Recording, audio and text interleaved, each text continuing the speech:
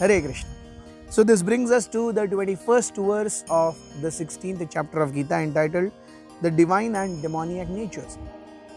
कुछ लोग पहले हमने देखा कि अर्जुन थोड़ा विस्मय में आ गए कि अरे इतने सारे गुण असुरों के हैं, तो और असुर हमेशा युद्ध के लिए प्रवृत्त रहते हैं, सारी चीजें हड़पने के लिए प्रवृत्त रहते हैं, हम भी तो यही कर रहे हैं।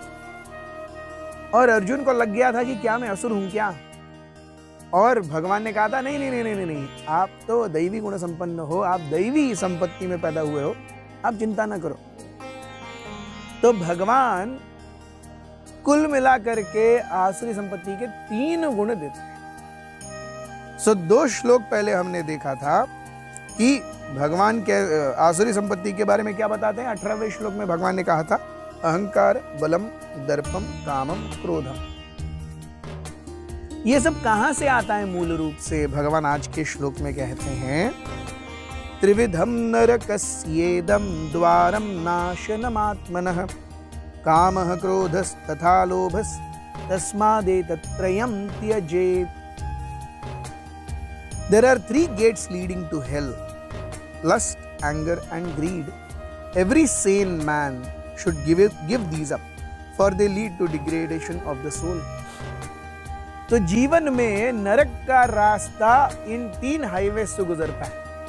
अगर नरक जाना है विदाउट स्टॉप, आप जानते होंगे जर्मनी में बड़े सुंदर मल्टी लेन हाईवेज हैं, दे आर कॉल्ड ऑटोबान।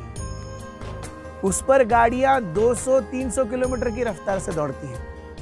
आप अगर यूएई वगैरह में जाएंगे, सऊदी अरेबिया में जाएंगे, तो भी ऐसे रास्ते हैं जहां पर गाड़ियां 200-300 200-250 किलोमीटर दूर जगह है, कितने समय में पहुंचेंगे? 1.5 घंटे में। अरे तो गाड़ियां ऐसी हैं और रास्ते ऐसे हैं। सो वैसे ही अगर नरक का परमानेंट अकाउंट नंबर और रेसिडेंसी लेना है तो 3 हाईवे हैं, तीनों में से कोई भी चूज कर सकते हैं। कामः, क्रोधः तथा लोभः। insatiable lust, constant anger and insatiable greed। तो इसमें से कोई भी 1 या 2 या 3 की कृपा हो जाए हमारे ऊपर तो सीधा नरक में हम टिंग टोंग करेंगे। और अगर वहां से बचना है तो इन 3 से लड़ना पड़ेगा। यहां पर ये 3 हमको ऐसे छोड़ने नहीं वाले। काम, क्रोध और लोभ ये छोड़ने नहीं वाले। क्रोध और लोभ भी काम से ही आते हैं basically. They are so basically it is kama, the desire to enjoy separately from Krishna, the desire to enjoy separately from the sanction of Krishna. ये चीज है जो जीव को इस भौतिक जगत में जकड़ करके रखी है। और जितना वो इस अवस्था में और ज्यादा अपने आप को धसाता चला जाएगा, उतना ज्यादा वो दैवी गुणों से दूर होता जाएगा। इसीलिए the desire to enjoy is an insurmountable task. इसी को रेगुलेट करने के लिए भगवान ने वेद दिए हैं। और वेदों में भी भगवान ने 75% चीजें कर्मकांड दी हैं।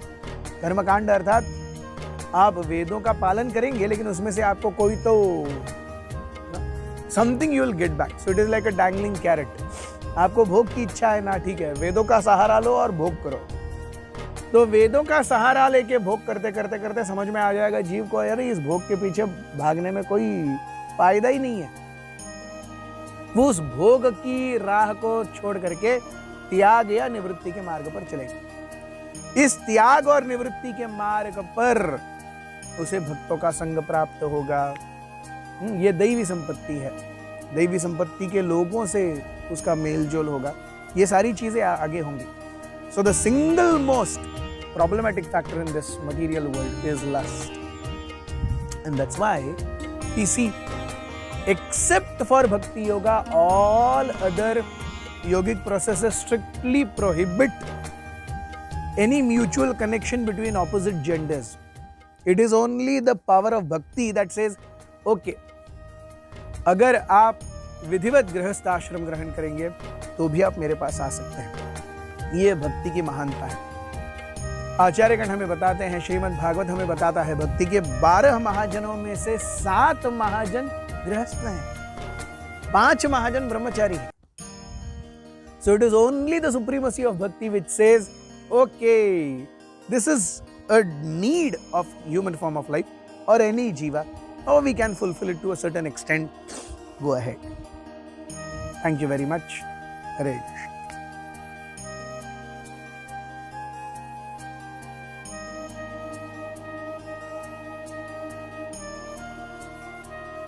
Krishna. Hare Krishna, Krishna Krishna, Hare Hare, Hare Rama,